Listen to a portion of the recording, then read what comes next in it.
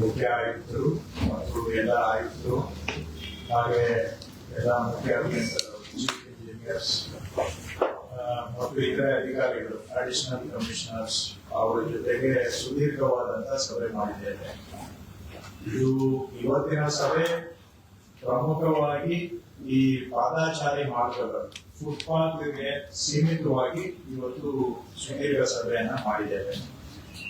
ಇತ್ತೀಚೆಗೆ ತಮಗೆ ಗೊತ್ತಿರೋ ಹಾಗೆ ನಾಡಿನ ಸರ್ವೋಚ್ಚ ನ್ಯಾಯಾಲಯ ಈ ಪಾದಾಚಾರಿ ಮಾರ್ಗಗಳು, ಫುಟ್ಪಾತ್ ಮತ್ತು ಜನಗಳಿಗೆ ನಡಿಗೆ ಫುಟ್ಪಾತ್ ಮೇಲೆ ನಡೆಯೋದು ಒಂದು ಫಂಡಮೆಂಟಲ್ ರೈಟ್, ಮೂಲಭೂತ ಹಕ್ಕು ಅಂತ ಮಾನ್ಯ ಸರ್ವೋಚ್ಚ ನ್ಯಾಯಾಲಯದವರು ಘೋಷಣೆ ಮಾಡಿದ್ದಾರೆ, ಆದೇಶವನ್ನು ಹೊರಡಿಸಿದ್ದಾರೆ ಮತ್ತು ಎಲ್ಲ ರಾಜ್ಯಗಳಿಗೆ ಸೂಚನೆಯನ್ನ ಕೊಟ್ಟಿದ್ದಾರೆ. ಪಾದಾಚಾರಿ ಮಾರ್ಗದಲ್ಲಿ ಮೂಲಭೂತ ಹಕ್ಕನ್ನ ಕಾಪಾಡುವಂತಹ ಕರ್ತವ್ಯವನ್ನ ಸರ್ಕಾರಗಳಿಗೆ ಮತ್ತು ಪಾಲಿಕೆಗಳಿಗೆ ಹಾಗೂ ನಗರ ಸ್ಥಳೀಯ ಮತ್ತು ಗ್ರಾಮೀಣ ಸ್ಥಳೀಯ ಸಂಸ್ಥೆಗಳಿಗೆ ನೇರವಾಗಿ ಜವಾಬ್ದಾರಿಯನ್ನ ನಿಗದಿ ಮಾಡಿದ್ದಾರೆ. Fix the responsibility. ಇಂತಹ ಪ್ರದೇಶಗಳಲ್ಲಿ ಪಾದಾಚಾರಿಗಳಿಗೆ ನಡೆಯೋರಿಗೆ ಸುಮಾರ್ಗವನ್ನ ಹಾಗೂ ಅದಕ್ಕೆ ಬೇಕಾದಂತಹ ಪೂರಕ ಪರಿಸ್ಥಿತಿ, ಪೂರಕ ಕಂಡೀಷನ್ಸ್ ನಿರ್ಮಾಣ ಮಾಡುವಂತಹ ಜವಾಬ್ದಾರಿಯನ್ನ ಸ್ಥಳೀಯ ಸಂಸ್ಥೆಗಳ ಮೇಲೆ ಮತ್ತು ಸರ್ಕಾರದ ಮೇಲೆ ನಿಗದಿ ಮಾಡಿದ್ದಾರೆ. ಈ ಹಿನ್ನೆಲೆಯಲ್ಲಿ ನಾವು ಇವತ್ತು ಸುದೀರ್ಘವಾಗಿ ಚರ್ಚೆ ಮಾಡಿ ಬೆಂಗಳೂರಿನಲ್ಲಿ ಸುಮಾರು 13-14 ಸಾವಿರ ಕಿಲೋಮೀಟರ್ ರಸ್ತೆಗಳಿದ್ದಾವೆ. ಅದಕ್ಕಿಂತ ಹೆಚ್ಚಿಗೂ ಕೂಡ ಇರಬಹುದು. ಒಂದು ಅಂದಾಜು ಪ್ರಕಾರ 13-14 ಸಾವಿರ ಕಿಲೋಮೀಟರ್ ರಸ್ತೆಗಳಿದ್ದಾವೆ. ಇದರಲ್ಲಿ ಕೆಲವು ರಸ್ತೆಗಳು 15 ಅಡಿ ಇದಾವೆ, 20 ಅಡಿ ಇದಾವೆ, 25 ಅಡಿ ಇದಾವೆ. ಆ ಎಲ್ಲಾ ರಸ್ತೆಗಳಲ್ಲೂ ಕೂಡ ನಾವು ಪಾದಾಚಾರಿಗಳ ಸುಮಾರ್ಗ ಖಾತ್ರಿಪಡಿಸೋದಕ್ಕೆ ಆಗೋದಿಲ್ಲ. ಆದ್ರೆ ಇದರಲ್ಲಿ ಒಂದು ಆದ್ಯತೆಯ ರಸ್ತೆಗಳು ಅಂತ ತೆಗೆದುಕೊಂಡು ಬೆಂಗಳೂರಿನಾದ್ಯಂತ ಕನಿಷ್ಠ 2,000 ಕಿಲೋಮೀಟರ್ ರಸ್ತೆಗಳನ್ನ ಆದ್ಯತಾ ರಸ್ತೆಗಳನ್ನಾಗಿ ತೆಗೆದುಕೊಂಡು ಪ್ರಯಾರಿಟಿ ರೋಡ್, ಆ 2,000 ಕಿಲೋಮೀಟರ್ ನಲ್ಲಿ ಪಾದಾಚಾರಿಗಳು ಉಪಯೋಗಕ್ಕೆ ಏನೆಲ್ಲ ನಮ್ಮ ಕಡೆಯಿಂದ ಪ್ರಯತ್ನ ಆಗಬೇಕು, ಅವರು ಆ ಪಾದಾಚಾರಿ ಮಾರ್ಗ ಫುಟ್ಪಾತ್ ಅನ್ನ ಸದುಪಯೋಗ ಮಾಡಲಿಕ್ಕೆ ಏನೆಲ್ಲ ಅಡೆತಡೆಗಳಿದಾವೆ ಅವುಗಳನ್ನ ಆಂದೋಲನದ ಮಾದರಿಯಲ್ಲಿ ಖಾತರಿಪಡಿಸುವಂತ ಒಂದು ಅಭಿಯಾನ ಮಾಡಬೇಕು ಅಂತ ಇವತ್ತು ನಾವು ತೀರ್ಮಾನ ಮಾಡಿದ್ದೇವೆ. ಇದು ಜನಗಳಿಗೆ ಪಾದಾಚಾರಿ ಮಾರ್ಗವನ್ನ ಸುಮಾರ್ಗವನ್ನಾಗಿ ಮಾಡಿಕೊಡ್ತಕ್ಕಂಥದ್ದು, ಸುರಕ್ಷವಾಗಿ ಪಾದಾಚಾರಿ ಮಾರ್ಗದಲ್ಲಿ ಓಡಾಡ್ಲಿಕ್ಕೆ ಖಾತರಿಯನ್ನ ಮಾಡೋದಕ್ಕೆ ಹಾಕೊಂಡಿರ್ತಕ್ಕಂಥ ಕಾರ್ಯಕ್ರಮ. ನಾನು ಆರಂಭದಲ್ಲೇ ಹೇಳ್ತೇನೆ, ಹೇಳೋದು ಸಲೀಸು, ಆದರೆ ಇದನ್ನ ಮಾಡೋದು ಸಲೀಸಲ್ಲ.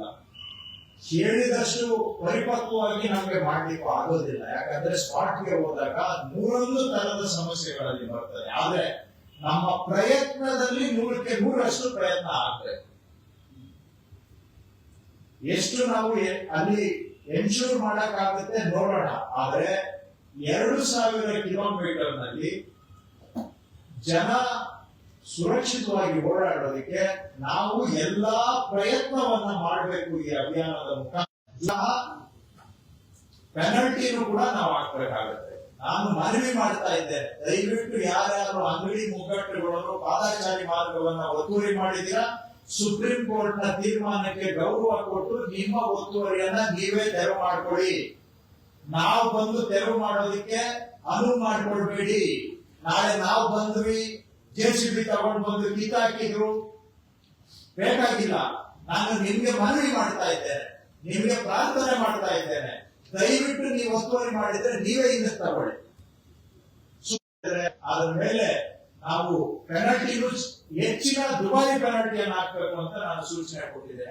ನಾನೇ ಕೊಟ್ಟಿದ್ದೆ, ಇದು ನಾನೇ ಸೂಚನೆ ಕೊಟ್ಟಿದ್ದೇನೆ. ಬೇರೆಯವ್ರದ್ದು ಬ್ಲೇಮ್ ಇನ್ನೊಬ್ಬರ ಮೇಲೆ ಹಾಕೋದು ಬೇಡ. ಅಲ್ಲಿವರೆಗೂ ನಿಮ್ಗೆ ಟೈಮ್ ಕೊಡ್ತಾ ಇದ್ದೀನಿ, ಜುಲೈ 1 ವರೆಗೆ ತೆರವು ಮಾಡಿ, ಮುಕ್ತ ಮಾಡಿಕೊಡಿ. ಜನ ನೆಮ್ಮದಿಯಾಗಿ ಓಡಾಡ್ಲಿ. ಬೆಂಗಳೂರಿನಲ್ಲಿ ವರ್ಷಕ್ಕೆ 1000 ಜನ ಆಕ್ಸಿಡೆಂಟಲ್ ಸಾಯ್ತಾರೆ. ಅದರಲ್ಲಿ 30% ಜನ ಪಾದಾಚಾರಿಗಳು ಸಾಯ್ತಾ ಇದ್ದಾರೆ, ಫುಟ್ಪಾತ್ ಅಲ್ಲಿ ಸಾಯ್ತಾ ಇದ್ದಾರೆ. ಜನಗಳ ಜೀವನದ ಪ್ರಶ್ನೆ. ಬೆಂಗಳೂರಿನಲ್ಲಿ ಜನ ನೆಮ್ಮದಿಯಾಗಿ ಬದುಕಬೇಕಾದ್ರೆ ಸುರಕ್ಷಿತ ಪಾದಾಚಾರಿ ಮಾರ್ಗವನ್ನು ಕೂಡ ಒಂದು ಅವಶ್ಯಕತೆ, ಮೂಲಭೂತ ಹಕ್ಕು ಇದು. ಸೊ ಹಾಗಾಗಿ ನಾನು ಮನವಿ ಮಾಡು, ಅಲ್ಲಿ ಎಕ್ಸಿಬಿಟ್ ಅಂದ್ರೆ ನಿಮ್ಮ ಐಟಮ್ಸ್ ಅನ್ನ ಡಿಸ್ಪ್ಲೇ ಮಾಡೋದು ಅಷ್ಟೇ ಎನ್ಕ್ರೋಚ್ಮೆಂಟ್ ಅಲ್ಲ. ನೀವು ಪಾದಾಚಾರಿ ಮಾರ್ಗದಲ್ಲಿ ಜನ ಓಡಾಡೋದಕ್ಕೆ ಅಡ್ಡ ಬೋರ್ಡ್ಗಳನ್ನ ಇಟ್ಟರು, ನಿಮ್ಮ ಅಡ್ವರ್ಟೈಸ್ಮೆಂಟ್ ಬೋರ್ಡ್ ಇಟ್ಟರು ಕೂಡ ಅದು ಅಡಚಣೆನೆ. ಅದಕ್ಕೂ ನಿಮ್ಗೆ ಪೆನಲ್ಟಿ ಹಾಕ್ಬೇಕಾಗುತ್ತೆ. ಯಾಕಂದ್ರೆ ವಯಸ್ಸಾದವರು ಓಡಾಡುವಾಗ ನೀವು ಇಟ್ಟಿರುವಂತ ಬೋರ್ಡ್ಗಳನ್ನ ತಪ್ಪಿಸ್ಕೊಂಡು ಓಡಾಡಬೇಕು ಅಂದ್ರೆ ವಯಸ್ಸಾದವ್ರ ಕಷ್ಟ ಏನು ಅನ್ನೋದು ಅವ್ರಿಗೆ ಗೊತ್ತು, ನಿಮ್ಗೆ ಗೊತ್ತಾಗದೆ. ಸೊ ಪಾದಾಚಾರಿ ಮಾರ್ಗದಲ್ಲಿ ಯಾವುದೇ ಅಡಚಣೆ ಇದ್ರೂ ಕೂಡ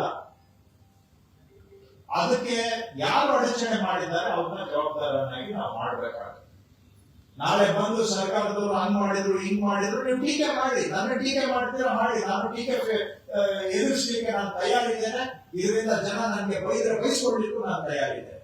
ಆದ್ರೆ ಬೆಂಗಳೂರಿನಲ್ಲಿ ಪಾದಾಚಾರಿ ಮಾರ್ಗದ ಸುಧಾರಣೆ ಆಗಬೇಕು, ಅದಕ್ಕೆ ನಾವು ಬದ್ಧರಿದ್ದೇವೆ. ಮುಖ್ಯಮಂತ್ರಿಗಳು ಇದನ್ನ ಸೂಚನೆ ಕೊಟ್ಟಿದ್ದಾರೆ. ಇದನ್ನ ಇಮಿಡಿಯೇಟ್ ಆಗಿ ಮಾಡಬೇಕು ಅಂತ ಮುಖ್ಯಮಂತ್ರಿಗಳು ಸೂಚನೆ ಕೊಟ್ಟಿದ್ದಾರೆ. ಸುಪ್ರೀಂ ಕೋರ್ಟ್ ಆರ್ಡರ್ ಬಂದ ಮೇಲೆ ಇದನ್ನ ಬೆಂಗಳೂರಲ್ಲಿ ಎನ್ಫೋರ್ಸ್ ಮಾಡಲೇಬೇಕು ಅಂತ ಹೇಳಿದ್ದಾರೆ. ನಾನು ಇಡೀ 14,000 ಕಿಲೋಮೀಟರ್ ಮಾಡ್ತೀನಿ ಅಂತ ಹೇಳ್ತಾ ಇಲ್ಲ. ನಾವು ಟಾರ್ಗೆಟ್ ಮಾಡ್ತಾ ಇರೋದು ಬರೀ 2,000 ಕಿಲೋಮೀಟರ್ ಆದ್ಯತೆಯ ರಸ್ತೆಗಳು, ಪ್ರಯಾರಿಟಿ ರೋಡ್ಸ್. ಇದು ನಮ್ಮ ಟಾರ್ಗೆಟ್. ಅಲ್ಲಿ ಸಹಕಾರ ಮಾಡಲೇಬೇಕು. ನಾನು ಜನಗಳಿಂದ ಸಹಕಾರ ಕೇಳ್ತಾ ಇದ್ದೇನೆ. ನಾವು ಬಂದು ನಾಳೆ ಅದನ್ನ ಕಿತ್ತಾಕಿದ್ರು ಅನ್ನೋದಕ್ಕಾಗಿ ಅವಕಾಶ ಕೊಡಬೇಡಿ, ಪೆನಲ್ಟಿ ಹಾಕಿದ್ರು ಅಂತ ಹೇಳೋದಕ್ಕೂ ಅವಕಾಶ ಕೊಡಬೇಡಿ. ತಾವಾಗಿ ತಾವು ನಮಗೆ ಸಹಕಾರ ಕೊಡಿ ಅಂತ ನಾನು ಜನಗಳಲ್ಲಿ ಮನವಿ ಮಾಡ್ತಾ ಇದ್ದೇನೆ. ಒಂದು, ಈ ರೀತಿ ಎನ್ಕ್ರೋಚ್ಮೆಂಟ್. ಎರಡನೇದು, ಎಲ್ಲ ಫುಟ್ಪಾತ್ ಮೇಲೆ ಪಾರ್ಕಿಂಗ್ ಮಾಡೋದು. ಸುಪ್ರೀಂ ಕೋರ್ಟ್ ಅದನ್ನ ಅವರ ಆದೇಶದಲ್ಲಿ ಸ್ಪಷ್ಟವಾಗಿ ಹೇಳಿದ್ದಾರೆ. ಪಾದಾಚಾರಿ ಮಾರ್ಗ ಇರೋದು ಪಾದಾಚಾರಿಗಳಿಗೆ, ವಾಹನಗಳಿಗೆ ಅಲ್ಲ ಅಂತ ಬಹಳ ಸ್ಪಷ್ಟವಾಗಿ ಹೇಳಿದ್ದಾರೆ. ಸೊ ಏನಾದ್ರೂ ನೀವು ವಾಹನ ನಿಲ್ಲಿಸಿದ್ರೆ ಅದನ್ನ ಟೋಯಿಂಗ್ ಮಾಡಬೇಕಾಗುತ್ತೆ. ಫುಟ್ಪಾತ್ ಮೇಲೆ ನಿಲ್ಲಿಸಿದ್ರೆ ಅದಕ್ಕೂ ದಯವಿಟ್ಟು ಅವಕಾಶ ಕೊಡಬೇಡಿ. ನಾನು ನಿಮ್ಗೆ ಮನವಿ ಮಾಡ್ತಾ ಇದ್ದೇನೆ, ನಾನು ನಿಮ್ಗೆ ಕೈ ಜೋಡಿಸಿ ಮನವಿ ಮಾಡ್ತಾ ಇದ್ದೇನೆ. ಫುಟ್ಪಾತ್ ಪಾರ್ಕಿಂಗ್ ಜಾಗ ಅಲ್ಲ. ನೀವೇನಾದ್ರೂ ಅದನ್ನ ಉಲ್ಲಂಘನೆ ಮಾಡಿ, ಸುಪ್ರೀಂ ಕೋರ್ಟ್ ಆದೇಶವನ್ನು ಉಲ್ಲಂಘನೆ ಮಾಡಿ ನೀವು ಅಲ್ಲಿ ಪಾರ್ಕ್ ಮಾಡಿದ್ರೆ ನಾವು ಅನಿವಾರ್ಯವಾಗಿ ಅದನ್ನ ಟೋಯಿಂಗ್ ಮಾಡಬೇಕಾಗುತ್ತೆ. ನಾನು ಟೋಯಿಂಗ್ ಮಾಡಿದ್ರು ನಮ್ಮ ಗಾಡಿ ಅಂತ ನೀವು ಅದಕ್ಕೂ ಮತ್ತೆ ಗಲಾಟೆ ಮಾಡಿದ್ರೆ ಮಾಡಿ. ಗಲಾಟೆ ಮಾಡೋದು ನಿಮ್ಗೆ ನಿಮ್ಮ ಹಕ್ಕು, ನಾನು ಅದನ್ನ ತಕರಾರು ಮಾಡಕ್ ಆಗೋದಿಲ್ಲ. ಆದ್ರೆ ಸುಪ್ರೀಂ ಕೋರ್ಟ್ ಡೈರೆಕ್ಷನ್ ಪ್ರಕಾರವಾಗಿ ನಾವು ಪಾದಾಚಾರಿ ಮಾರ್ಗದಲ್ಲಿ ವೆಹಿಕಲ್ಗಳನ್ನ ಪಾರ್ಕ್ ಮಾಡಿದ್ರೆ ಟೋಯಿಂಗ್ ಮಾಡಬೇಕಾಗುತ್ತೆ. ಅದರಿಂದ ನನ್ನ ಪಾಪ್ಯುಲಾರಿಟಿ ಕಡಿಮೆ ಆಗ್ಬೋದು, ನಾವು ಫಿಕ್ಸ್ ಮಾಡಕ್ ತಯಾರಿದೆ. ನಾವು ಕೇಳ್ತಾ ಇರೋದು ಬೆಂಗಳೂರಿನ 1.5 ಕೋಟಿ ಜನಗಳ ಹಿತಕ್ಕೆ ಕೇಳ್ತಾ ಇದ್ದೀವಿ ಬಿಟ್ರೆ ನಮ್ಗೆ ಯಾವ್ದು ಸ್ವಾಗತ ಇಲ್ಲ. ಇದೆಲ್ಲ ನಾವು ಮಾಡದೇ ಇದ್ರೆ ನಾವು ಆರಾಮಾಗಿರ್ಬೋದು. ಜನಗಳಿಂದ ಕೆಲವರು ಬಯಸ್ಕೊಳ್ಳೋದನ್ನು ತಪ್ಪಿಸ್ಕೋಬಹುದು. ಆದ್ರೆ ಬಯಸ್ಕೊಂಡ್ರು ಪರವಾಗಿಲ್ಲ, ಇದು ನಮ್ಮ ಕರ್ತವ್ಯ. ಬೆಂಗಳೂರಿನಲ್ಲಿ ಸುಧಾರಣೆ ಆಗ್ಬೇಕು. ಆ ದೃಷ್ಟಿಯಿಂದ ನಾವು ಇದನ್ನ ಮಾಡಲಿಕ್ಕೆ ಹೊರಟಿದ್ದೇವೆ. ಅದರ ಜೊತೆಗೆ ಸುಮಾರು ಕಡೆ ರಸ್ತೆ ಬದಿಯಲ್ಲಿ, ಕೆಲವು ಕಡೆ ಪಾದಚಾರಿ ಮಾರ್ಗದಲ್ಲಿ ಸುಮಾರು ಗಾಡಿಗಳನ್ನ ಅಲ್ಲೇ ಏನು ಬೀಡಾಡಿ ಗಾಡಿಗಳಂತಾರ, ಅದನ್ನ ಅಬಂಡೆಂಟ್ ವೆಹಿಕಲ್ಸ್, ಬೀಡಾಡಿ ಗಾಡಿಗಳು ಬಿದ್ದಿದ್ದಾವೆ. ಎಲ್ಲೋ ಅಲ್ಲಿ ಬಿಟ್ಬಿಟ್ಟು ಹೋಗಿದ್ದಾರೆ. ನಾವು ಎಲ್ಲ ಅಧಿಕಾರಿಗಳಿಗೆ ನಾನು ಸೂಚನೆ ಕೊಟ್ಟಿದ್ದೇನೆ, ಅದ್ರ ಮೇಲೆ ನೋಟಿಸ್ ಅನ್ನ ಸ್ಟಿಕ್ಕರ್ ರೂಪದಲ್ಲಿ ಅಂಟಿಸಿ ಅಂತ ಹೇಳಿ.